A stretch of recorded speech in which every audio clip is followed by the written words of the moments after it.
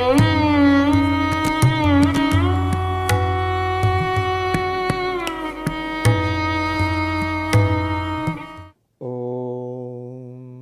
Asato Ma Sadgamaya Tamaso Ma Jyotirgamaya Mrityurma Amritam Gamaya.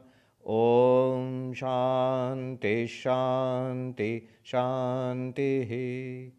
Om, lead us from the unreal to the real, lead us from darkness unto light, lead us from death to immortality.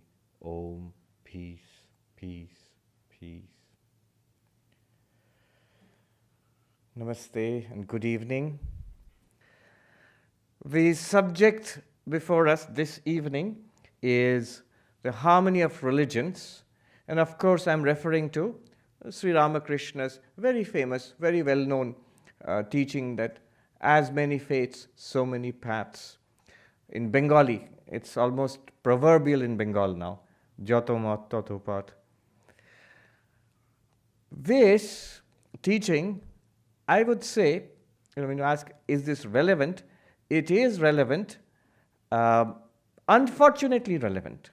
It shouldn't have been. In this day and age, we should have gone beyond the age of religious violence and warfare and so on and so forth. But unfortunately, that's not so. The very occasion on which we are speaking, it's just 2 days from 9/11. And in New York, 9/11 means it shows us the problem, the question. And the answer is also 9/11, because more than 100 years before that, in the World Parliament of Religions in Chicago in 1893, Swami Vivekananda spoke on 9/11, and he delivered his message, the message of his master, the message of the harmony of different religions.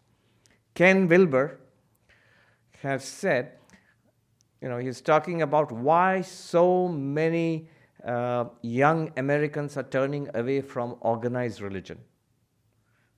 Swami Ishadhyanandaji was telling me about a new book which is called The Great De-Churching, right? So it's not that young people are not interested in spirituality. They are. But there's something that's turning them away from organized religion. And so Ken Wilber says that if in the 21st century, religions, if they want to retain young people, they have to do 3 things. The first is they have to stop fighting among each other. So that's first. And then 2 more. One is that they must bring themselves into, at least have no conflict with science, which is what is established science. At least don't go against that. And third, he said, is that religions must update themselves to modern values, regarding race and ecology and gender and all of that. So these are some areas in which young people today, they find it very difficult to accept or to feel that they belong. They find a clash of values. One of the important problems is interfaith violence. Why is there violence between religions? It goes back to our tribal instincts, one feels. In pre-civilizational times, when we were nomadic tribes, when one tribe came across the other tribe, the usual result would be violence. One tribe would try to wipe out the other tribe. And this continued. When organized religions developed, one of the things that the founders of these religions tried to do was to overcome violence, by uniting people. So in fact, one of the meanings of the Latin root of the word religion is to unite. So bringing people together. The way it worked was this. If your tribal instincts lead to violence, I belong to this group and the others, they are other. They don't belong to us. And then there's violence. Why not think of all of us belonging to the same tribe? So religion, an ideology, the one God that we worship. So all of you gathered together, belonging to different tribes, now you feel you belong to the same tribe. And therefore there is no need to fight. The kind of protection and the rights privileges that people enjoyed within one tribe, that was now extended across all the tribes because they subscribed to a super tribe, the tribe of one religion. But you can see the seeds of violence are right there. The moment you say we all belong to this one super tribe, this tribe of this particular religion, then what about those who do not belong to our religion, who belong to some other religion? They belong to another tribe. And so now they become the other. That which was tribal violence now became inter-religious violence. To some extent, at least, this analysis is correct. With one exception, India. India. What the Indian experience was, that we will look at, and then we will situate Sri Ramakrishna's teachings and see how it is a solution to this problem. Remember, what we're going to talk about is violence directed for religious reasons by people belonging to one religion against people belonging to another religion, for religious reasons, because there's violence for political reasons, economic reasons, military reasons, and a host of other things. And those things will not cease so easily. So in the 20th century, for example, probably the most violent century that we have had in human history, most of the wars and most of the killing was not for religion. There have been religious wars earlier, but most of the wars and most of the violence in the 20th century were actually by secular forces. The Nazis against the others, and the forces of nationalism in the First World War, and so on. Or the whole Cold War between capitalism and communism. Mostly it was non-religious, but still very violent. And that kind of violence, we are not going to talk about that now. We're going to talk about the problem of interfaith conflict and how harmony between religions can be established. The unique teachings and extraordinary insights of Sri Ramakrishna. I had an experience. Just a few weeks ago, I was in London, and my hosts very kindly took me to St. Paul's Cathedral. It's a wonderful experience, and I was with a group of Indian people, devotees of the ashram, who were showing me around. Magnificent, magnificent. I mean, that's the Church of England, the Anglican Church, and it embodies the Protestant revolt against the Catholics. So, as they explain it, this was to be a cathedral of the letter, of the word, not of icons. It is something directed against the Catholics. So, and so on. What I noticed also was, in that midst of that opulence and magnificence, many tattered old flags hanging from the ceilings. What were they? The flags of different regiments of the British Army, who have fought in different wars across the world and won the battles, and heroism and inspired by God. Then we went to the crypt below the church, and it's a very popular place for tourists. And they were showing me, this is so amazing. This is the tomb of the Duke of Wellington, who defeated Napoleon in the Battle of Waterloo. And I said to a group of people, among them there were Indians, I said, yes, it's amazing, but think what this place represents. And this place represents an amazing, extraordinary amalgamation of war and religion and politics, all put together in deadly synchronicity. I said, from an Englishman's perspective, they might be proud of it, and they would have some reasons to be proud of it. On the other hand, if you're an Indian, we are standing next to the tomb of the Duke of Wellington, who must have been outraged. I said, listen, the Duke of Wellington is, who he was? He was Lord Arthur Wellesley. He was the one who defeated Tipu Sultan and killed Tipu Sultan in India, made the first series of major victories for the East India Company, which enabled more than 200 years of British rule there. If you are an Indian, from an Indian perspective, this entire institution is a finely honed dagger pointed at your throat. It's true. It's true. And you shouldn't forget it. I said, did you see all those flags in the hall upstairs, throughout the chapel? What do they represent? They represent war on a global scale across the world, fought by imperialist forces, by the British Army, in service of the British Empire. Yes, again, from a British perspective, English perspective, I can see how this is heroism. But not from your perspective, not from the African's perspective, not even from the American's perspective. So I sometimes used to think, how could this little country, England, rule over half the world and a vast country like India? And when I see that institution, I said to them, when I see this institution, now I think, how could they not? When all the forces of a nation are brought together, war, God, politics, all together, nationalism, all together, in one weapon. So yes, I was just thinking, Vivekananda saw all this. When he went through England and he came to the United States, he saw, and this is not just England, by the way. It's not that I'm just criticizing England. All of Europe was this, all of Europe. He saw all this, and I also noticed that Vivekananda learned so many amazing things from the West, from America, from Europe, and he took it back and he told his countrymen about this. He never spoke about this combining religion and militarism and government. No. He saw this, he didn't think it's something good, that it's something worth emulating. No.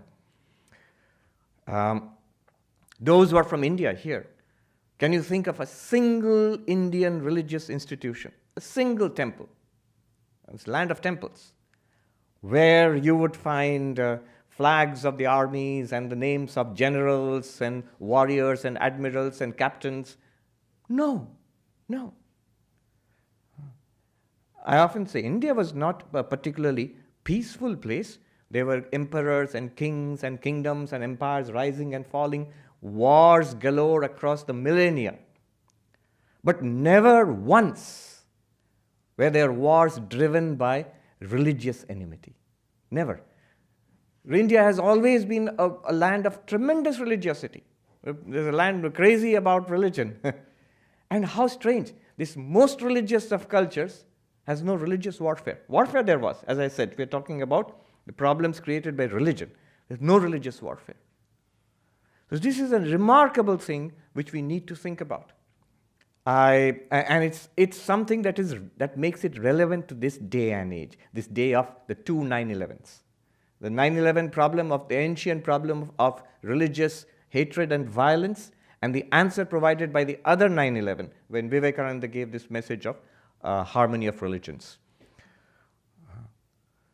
In fact, we were introduced to violence in the name of religion, organized violence in the name of religion by the first waves of Islamic invaders and then by Christian colonialists. In fact, Vivekananda, when he was giving his speech in Chicago in the Parliament of World Religions, he spoke about how India has sheltered the persecuted of all nations.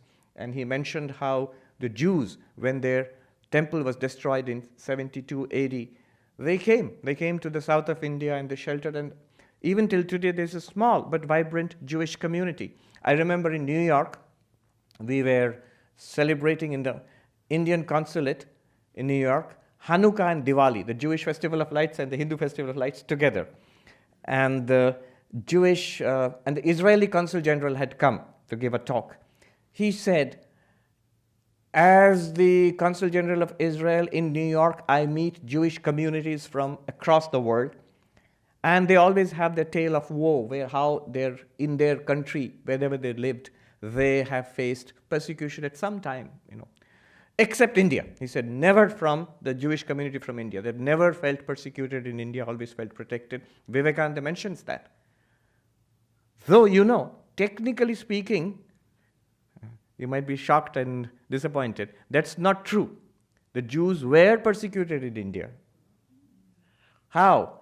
It's when, after nearly 2,000 years, 1,600 years of peaceful existence in India, when the first Portuguese missionaries came, the Jesuit priests, and they brought the Inquisition from Europe to India, and they tortured and murdered Hindus, Muslims, Jews, and other Christians whom they felt had deviated from the Catholic faith, and so on. So, but the point was, Indians never, persecuted the Jews. The Parsis, the Zoroastrians, when they came from Persia and then settled down in India, and so on. And Vivekananda today would have pointed to the Tibetan Buddhists, for example. His Holiness the Dalai Lama and the entire Tibetan Buddhist community established and very respected, flourishing in India. So what is it that enabled India to have this harmony between religions for, not for centuries, for millennia altogether? I remember a good friend of ours, Rabbi, he is a rabbi from Jerusalem, very engaged in interfaith work. So he came to visit India, and I was asked to show him around our main monastery. We're talking about interfaith harmony, and then he said to me, I hear a lot about interfaith harmony here in India, but where are the seminars and the conferences and the declarations and the meetings of different I don't see any of that happening. And yeah, I can see some of the Indians smiling in this audience. I said, you're right, because India doesn't need it. The idea of the harmony of religions, it's not something decided upon by a few leaders of religions. It's something in the blood of the people. It's something as a part of the culture of the country, and an amazing feat of social engineering. Now that I come out of India and look back upon it, we took it for granted in India. But when I come out of India and look back upon it, I'd say it's an amazing feat of social engineering. The Rig Veda, the oldest of the Indian spiritual scriptures, the basis of Hinduism, the 4 Vedas, in the Rig Veda itself it says the famous line, Ekam Sat Vipra Bahuda Vadanti. The truth is one, the wise speak of it differently. Robert Wright, who is a neo-Darwinian, and he's written this book, The Evolution of God. And of course, he doesn't mean that God evolves, but what he means is the conception of God evolves in different religions. The religions themselves evolve. And the book is about Christianity, Islam, and Judaism, and how they have evolved through the centuries. Now, towards the end of the book, he has a section on violence between religions. And he says that the ancient Indians, the book is not about Hinduism. He says the ancient Indians discovered a formula which ensured peace in the religious, interfaith peace in the subcontinent for centuries. And they called it, the truth is one, the wise speak of it differently. Ekam Sat Vipra Bahuda Vadanti. And from that time onwards, and this is echoed again and again throughout the history of Hinduism, it's not that the religion's various teachers, sects did not vie for supremacy. They did. But what happened was, they did it at the philosophical level. The ancient Indians, the Hindus, the Buddhists, the Jains, and there were numerous other sects and religions, they developed a system of debate. So one of the safety mechanisms was highly trained experts. So experts in Hindu philosophies, experts in the Buddhist philosophies, Jaina philosophies, and they would be in conflict with each other, but they would engage in very sophisticated debates. And it led, I don't know who won, each side claims that they won. We always, as Vedantists, we talk about how Shankara defeated the Buddhists.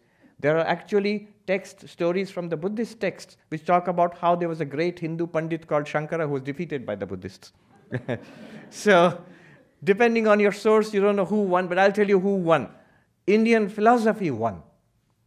One of the golden period of development of Indian philosophy was the nearly 1,000-year debate between the Hindu schools and the Buddhists. On one side were the Buddhists, on the other side were schools like the Nyaya, Vaisheshika, Sankhya, Yoga, Purva Mimamsa. Vedanta is a sort of Johnny-come-lately. But tremendous debate for nearly 1,000 years. And what were they debating? Primarily, look, the Hindus they believe in God, Ishvara, and they believe in the self, an immortal soul. And the Buddhists said that there's no God, and there is no immortal soul. So Atma doctrine, Anatma doctrine. And then the debate spilled over to epistemology, it spilled over to logic, and so on. And it developed. Each side attacked the other side refuted, counter-refutations, and the sophistication of thinking developed. So, by the end of the first millennium, Nalanda University was at its heyday, and so many extraordinary texts which form the basis of, for example, Tibetan Buddhism today. His Holiness says, our entire tradition is the Nalanda tradition of India. When we come back to India from Tibet, we are just returning to you what you have given us. I asked a professor at Harvard University, from whom I was studying Madhyamaka Buddhism of Tibet, why is the Tibetan script so much like Old Bengali? It reminds me of Old Bengali. And he said, you know what? He said, because a Bengali invented it. The Bengali monk Atisha Dipankara, he traveled from India to Tibet by the time Nalanda University was declining and transferred texts, and he found the Tibetans did not have a formal script, and he invented an entire script for the Tibetan culture, which continues down with modifications till today. So this was a tremendous development of philosophy. But still, note, it wasn't exactly entirely harmonious. Each school claimed that we have a better grasp on the truth, or the truth, and your understanding of it is wrong, but we will prove it to you not by violence, not by cutting off your heads, or by or by warfare, but by debate. Let's debate, and there are rules of debate, and there are some such famous debates in Indian history. And this was a kind of safety mechanism, I would say, instead of resorting to violence, outright violence. Before I go into the teachings of Sri Ramakrishna and their significance, let me just say one solution to the problem of interfaith conflict is modern secular society. You see, if you have religious societies, then religious persecution is almost a given.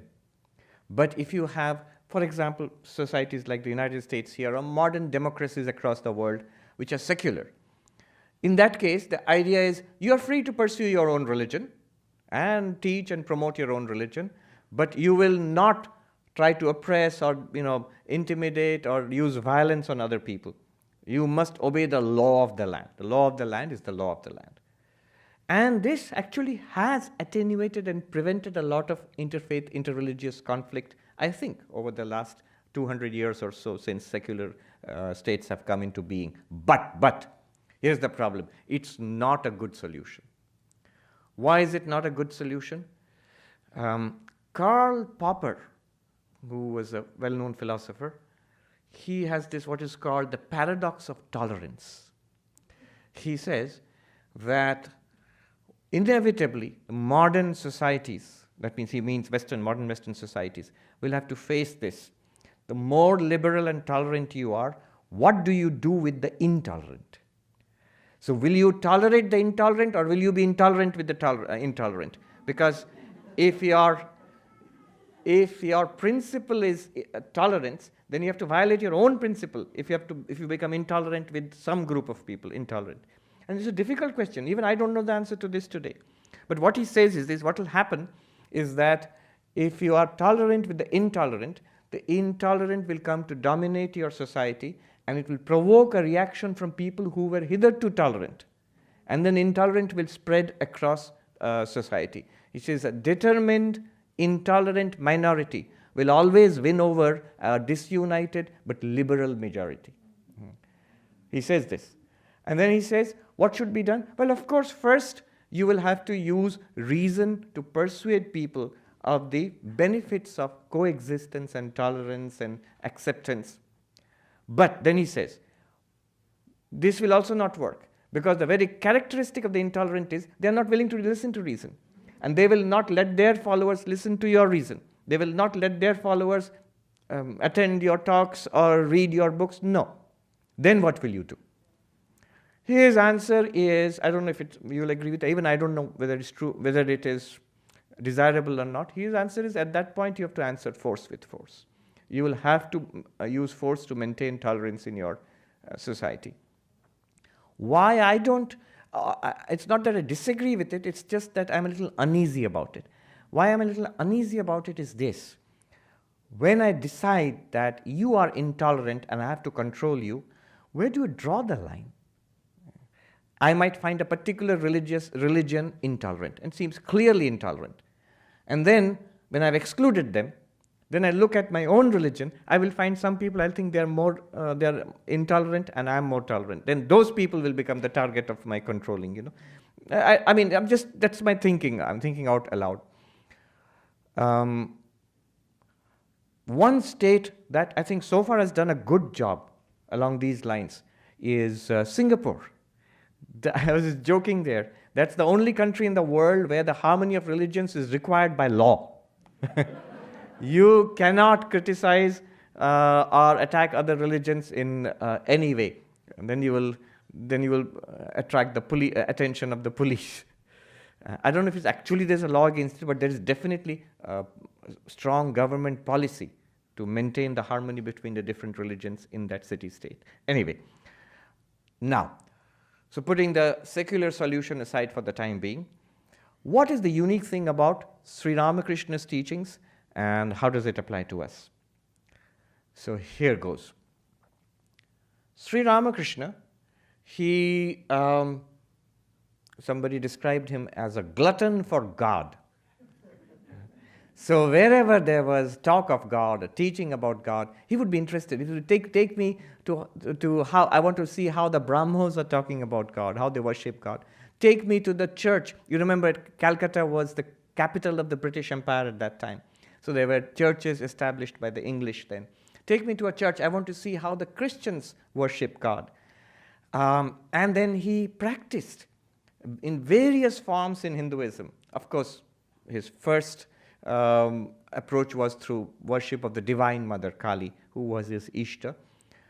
But he also practiced Vaishnava devotion. He also practiced the non-dual Vedantic path. And each path, he reached the same goal. And then he practiced a form of Islamic mysticism, a form of Christian mysticism. And in all those paths, he reached the same goal, the same realization. And then came his conclusion, based not on hermeneutics, based not on logic and debate, but on direct mystical experience. And his conclusion was, as many faiths, so many paths. In Bengali, Joto Mat, Toto Path.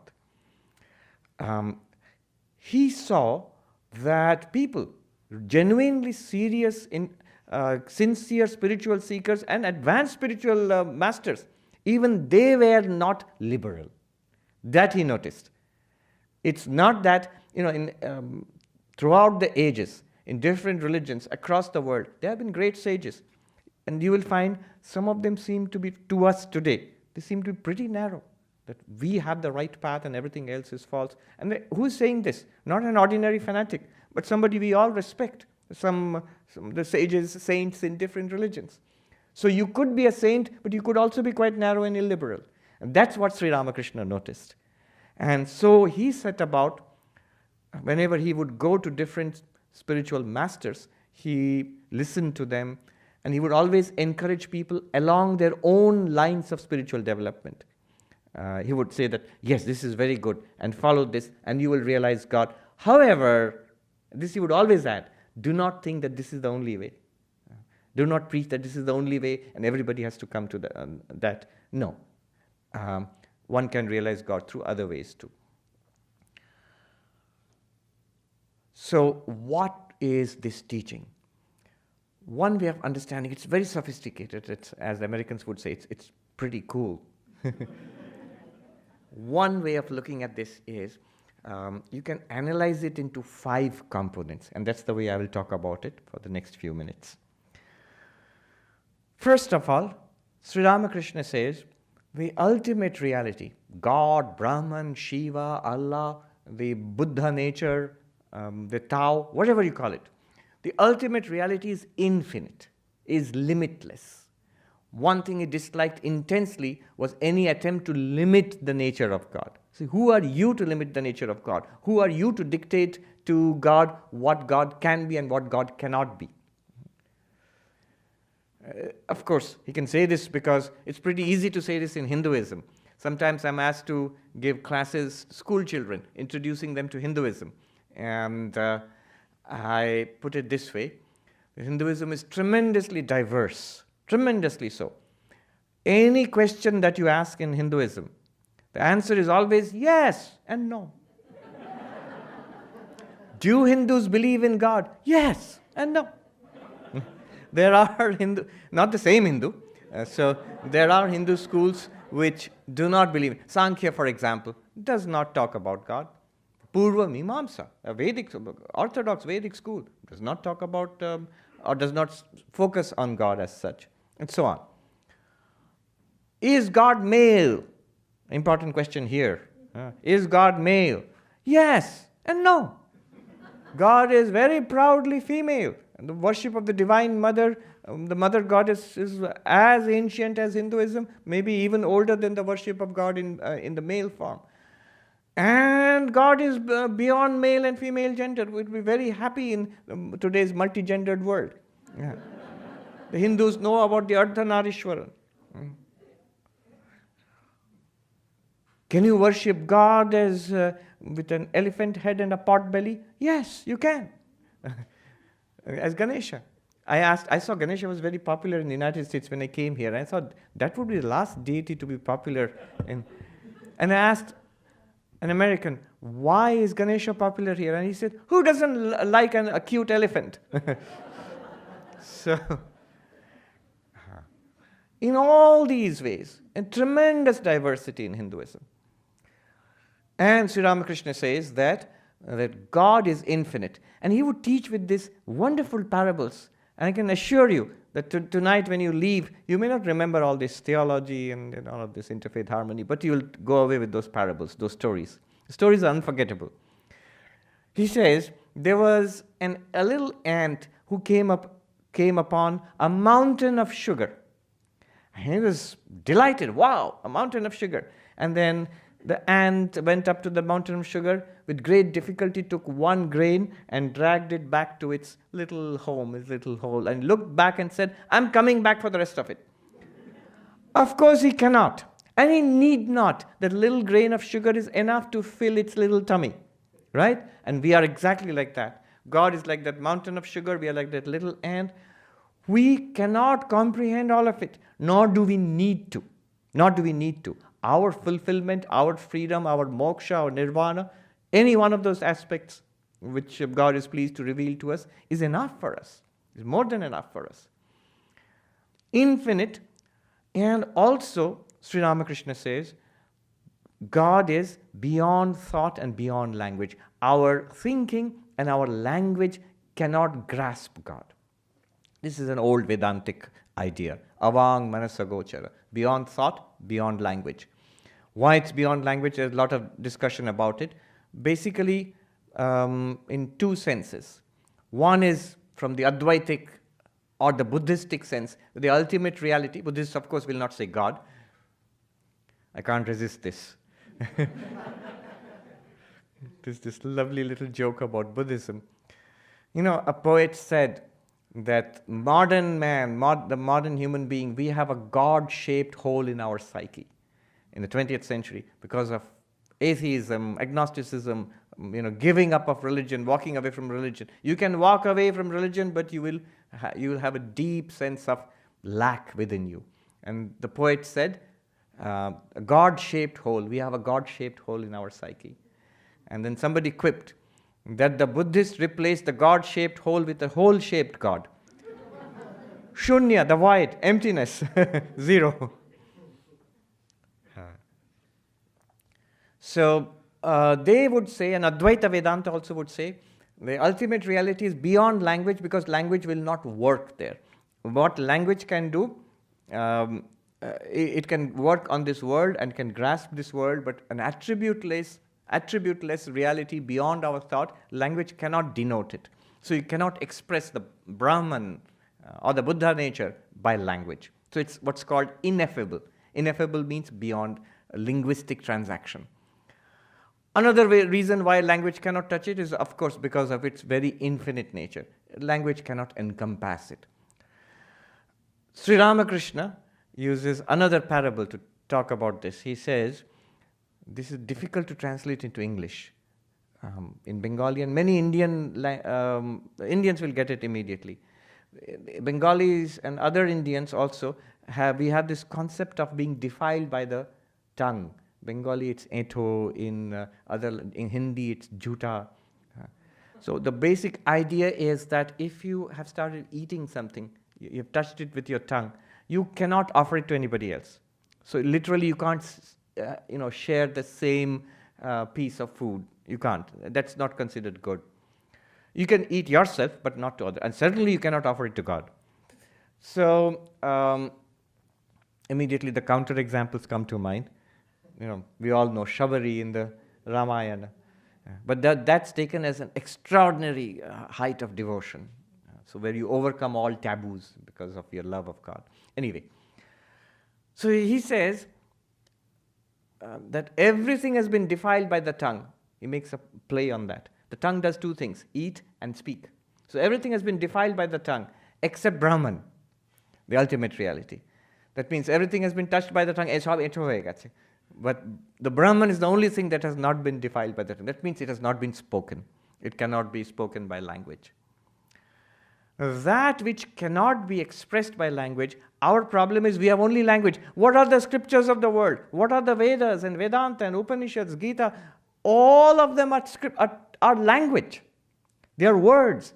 And they're trying to express something that cannot be expressed by language. Now what do? Well, there are ways. For example, this is not relevant here, but for example, if you cannot say what the ultimate reality is, we can at least say what it is not. So neti, it's not this, it's not that. That's one way. It's called the apophatic method, the negative, the via negativa. Or you can use contradictory language on purpose. It's further than the farthest, it's nearer than the nearest, it moves not. What is night to the yogi is day to the ordinary person. What is night to the ordinary person is day to the yogi. It sounds contradictory to see action in inaction and inaction in action. Bhagavad Gita. Why this contradictory language? Because what language cannot talk about, through this contradictory language, something is pointed out, which you have to grasp. All right. But what Sri Ramakrishna said was that language does not work, but you have to use language, and therefore you can use different words to point to that same reality. So, and then he gives his famous example. In Bengal, it's a land of ponds, not huge lakes like Canada, but little ponds in villages. They're called pukur, ponds in villages. And then Sri Ramakrishna says, everybody goes to that pukur for water. The Hindu goes there and he takes the water and he calls it jal, which is a Bengali word for water. The Muslim goes there and takes the water and he calls it pani. The Englishman goes there and he takes the water and calls it aqua. Though I don't know any Englishman calling it aqua. Is the word for water in Spanish, is it aqua? Aqua. Yes, aqua. Because I saw a little kid in Central Park. We were walking and this little kid was talking to its parents and pointing to the lake and saying, agua, agua. Then I realized, oh, the Sri Ramakrishna said this, that somebody. Now, Sri Ramakrishna says all of them are referring to the same reality. Whether you call it water or jal or pani or aqua, you are all referring to the same reality. In the same way, the Hindus may call it Brahman or Shiva or Kali. The Christians may call it Father in Heaven. Muslims may call it Allah. You're all talking about the same reality. So different words are used to express the same reality. So these are some of the pieces in Sri Ramakrishna's teaching. You see, it'll all come together into a wonderful structure for the harmony of religions.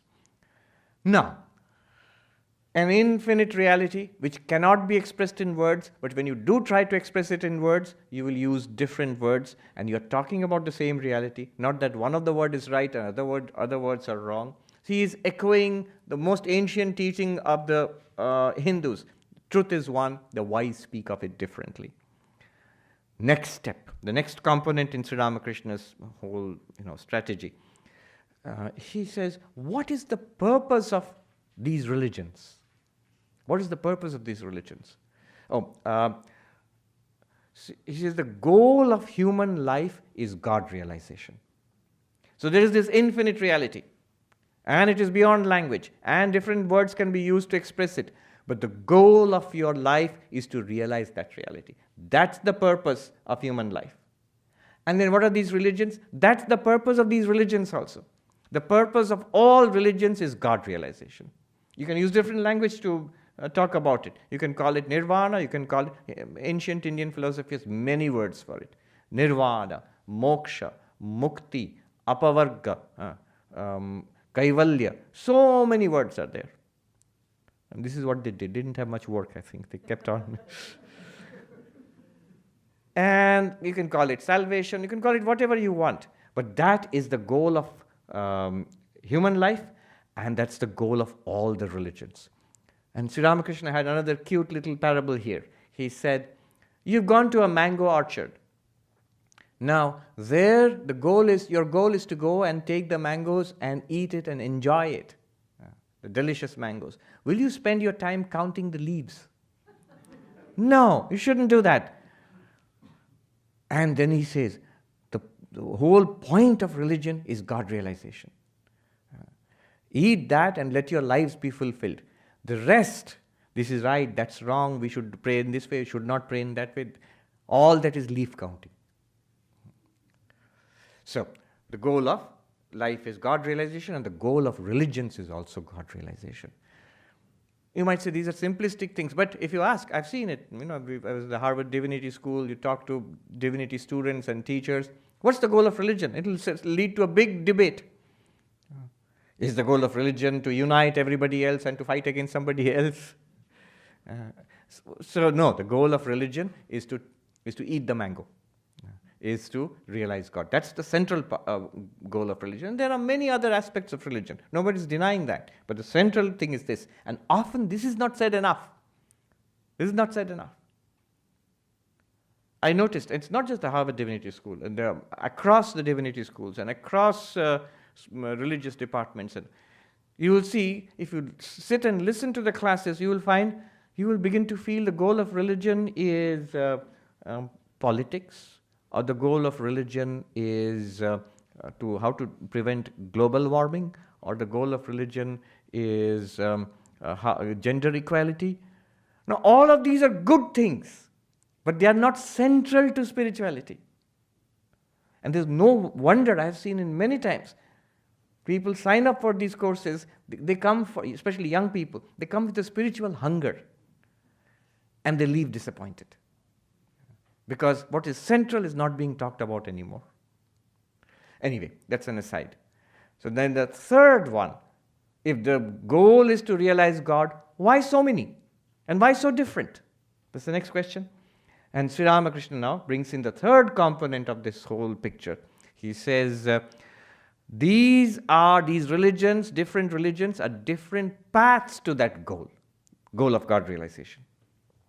They're different paths. So, you need not quarrel about them. The paths, by definition, if they're different paths, they have to be different.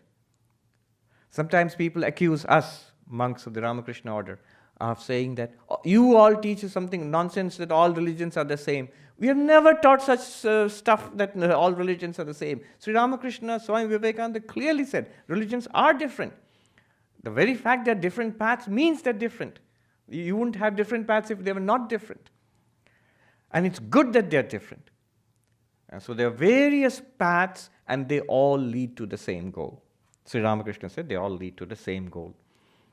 He gave a number of examples. He repeated this teaching again and again. He said, reaching the roof of the house. You can take the staircase and reach the roof of the house. You can take, this was before elevators. You can take the wooden staircase and reach the roof of the house. You can climb up with a bamboo ladder or a rope and reach the roof of the house, but you will all reach the roof of the house. And he said to some devotees who were visiting him, let's see, some of you have walked here. Some of you came by horse carriage. Some of you crossed the river by boat. Some came across the bridge, but you all got here ultimately. Similarly, all those the Vaishnavas, the Shaivas, the worshippers of Kali, and the Christians and the Muslims, he said the Brahmos, all of them will reach God. If you are sincere and seek Him sincerely, you will reach God. They're like different paths up the same mountain. This is one more example, though I don't think Sri Ramakrishna ever used that particular example. Why I'm bringing it up is another little bit of weirdness I've come across here. You would think all of this is a good idea. You'd be surprised how many people resist it, how many people don't like it. I am right, you are wrong, or one religion is right, everything else is wrong, and somehow that one religion turns out to be mine. Surprise, surprise. And so, these are sophisticated theologians. And you know what their response is? Yes, they are paths up the mountain, but they're different mountains. I said, really? Explain this a little more to me. Why different mountains? You know what? Nobody has been able to, they sort of become shifty-eyed and they move away. They don't give a clear answer why different mountains. The reason there's different mountains, my thinking, is the same old exclusivist fanatical mischief. Different mountains, then one of those mountains is a real mountain, others are false. And that real mountain happens to be my mountain. The same mischief again. The same narrowness and same hatred. Just a little more clever now. And then Sri Ramakrishna, then the fourth component of this, Sri Ramakrishna seems to take the whole thing back. He says, but you have to stick to one path. So you have all these options, all these. But then what do? Do you worship, do you follow one religion on a particular day of the week? No. You stick to your own path. In Hinduism, this is also an old Hindu idea, it's called Ishta Nishta. How does a Hindu handle the tremendous diversity within Hinduism? Do they worship all forms of God and practice all kinds of practices? Impossible, you can't do that. That will be craziness. So what we do is, we have got something called Ishta Devata, the chosen form of God. So the chosen form of God may come from your guru, from your particular tradition in your family, in your community. It could be your choice.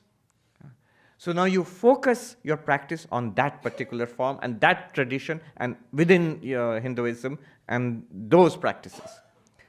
The example Sri Ramakrishna gave, another nice little parable about the well digger. A man was digging for water in a particular place, started digging a well. It's hard work. He found no water after some time. Somebody told him, try there. And he went there and started digging a well. And then he gave up after some time and went to a third place. At the end of the day, he had dug in 6 different places, got shallow holes, no water.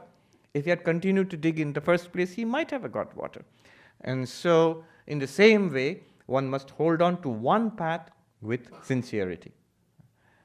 In Bengali, Sri Ramakrishna said, Mot Pot. A particular faith is a path. Mot kichu noy. Kintu ektake dhore thakte hoy. In Bengali he said, it's not that a particular, which path you follow is not all that important, but you must follow something. You must hold on to something. These are grand roads to the ultimate, centuries or millennia old, and many have walked before us. So we just have to follow one of these and reach the destination. And finally he rounds it up, Sri Ramakrishna. The fifth component is, being devoted to your own ideal, you must respect, learn from, and encourage people in different religions. He himself practiced this very meticulously. He never damaged what is called the bhava, the spiritual attitude of a particular person. If you're growing in this way, he would ask, what appeals to you, the formless or with form? Path of knowledge, path of devotion. Some are meditative, various spiritual attitudes which appeal to different people. He wouldn't try to distort or force somebody from one into another. He would rather encourage that person in their own path and add that, be a little broad. Don't think that's the only way. All right, so I've nearly run out of time. I'll summarize the 5, or I'll just point out the 5 components of Sri Ramakrishna's as many faiths, so many paths. One is, ultimate reality is infinite. beyond language, and when you try to put it in language, you can have multiple expressions of that. That means many names, many theologies, many philosophies. That's possible. Second component is this infinite is the goal of life. It is the purpose of all the religions, the central purpose of religions. Religion is a bridge between you and that infinite. Third, the different religions exist as different pathways to that ultimate reality. So there's no need to quarrel between pathways. Google Maps gives you something and Apple gives you something else. Good, both will take you there. And one may suit you more than the other, depending on where you start. And the fourth component was focus, dedication to one particular path, which is your native tradition. Could be by birth, could be by choice. And fifth is respect for others, protecting the other person's spiritual choices, encouraging them, and being liberal, and also learning from them. There's a new term now, cosmopolitanism. See, exclusivism is, I have the truth, everything else is false. Inclusivism is, you have truth too, you have truth too, but I also have truth, but my truth is greater than yours, and you're all included in me.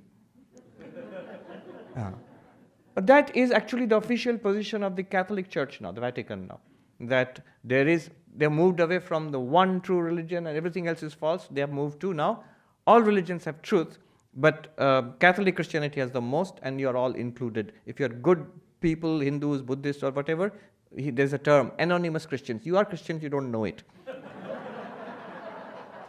Now, that's better than being exclusive. That's so inclusive, that I include you. Yeah. You're not bad guys. You're included in my camp. But I'm the best. So that's the footnote. Then the third one is, no, not that one is the best and includes everybody else. Pluralism. Each is true and valid and beautiful and different. And you don't need to interfere with them. They can all develop in their own ways. But pluralism also has a sense of, separation. You go your way, I go my way.